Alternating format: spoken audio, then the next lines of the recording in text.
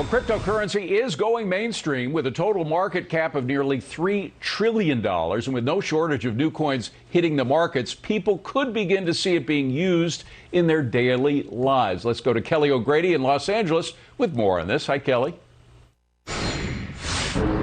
Well, David, the allure here lies in both the cool factor as well as wanting to get in on the ground floor of the next big thing. And companies are capitalizing on that. The iconic Staples Center behind me will soon be renamed to the Crypto.com Arena.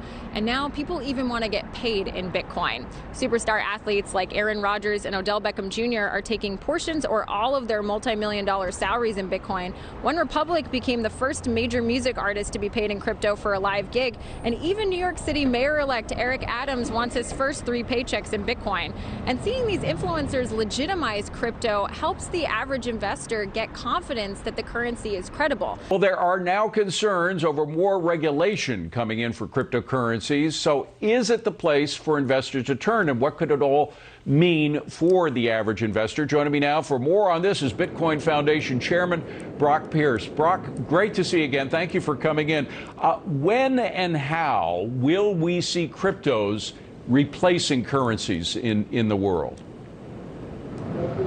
Well, I'm not sure about replacement. What we're really seeing is a parallel system. You've got the old economy and the new economy. And the question is, where do people vote with their wallets and their feet? I don't believe that we're going to be seeing the old economy or currency or even the financial institutions of the world disappearing anytime soon. That would be in a likely a very, very distant future. But how are these things going to coexist, I think, is the right way to think about it. And that opening was fantastic. Great explanation and good reminder. I've never encouraged anyone to invest in these things other than in their own education. You go out and buy $20, $100 worth of this stuff. We're at NFT Basel, Miami right now. You go buy an NFT for $5 because you're not making a financial investment. You're investing in your own education, in your own knowing, and then you can make informed decisions for yourself. I think that was wonderful, fantastic advice. Some of the best things I've heard from the media yet. But it still sounds like what you're talking about is a stock investment rather than a wholesale currency that people would use as an exchange rate, so to speak. The key to currency is I want to make sure that the money I earn today is going to be worth the same tomorrow. And there's so much volatility, sometimes to the upside, but sometimes to the downside. There's so much volatility with cryptos that by that definition, it doesn't fit a currency. Yeah, today, it's more of a store of value or a digital asset or commodity than it is a currency in terms of, as a tool for a medium of exchange, small payments.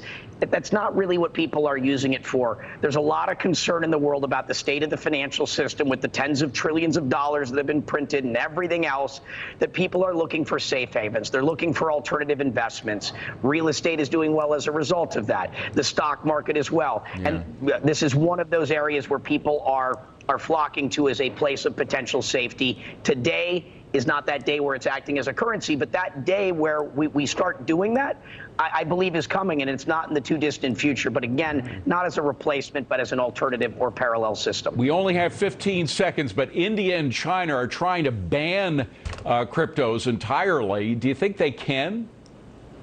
Well, that was the best thing that happened to the United States. China's dominance in Bitcoin was my biggest concern. They completely fumbled the ball. America was a very distant second, and we're now first place in the world. It's important as we go through this fourth industrial revolution that America stays on top as the capital of innovation. I'm so happy to see what China did. Interesting. Brock Pierce, I like your take. Thank you very much for coming in, Brock. Appreciate it.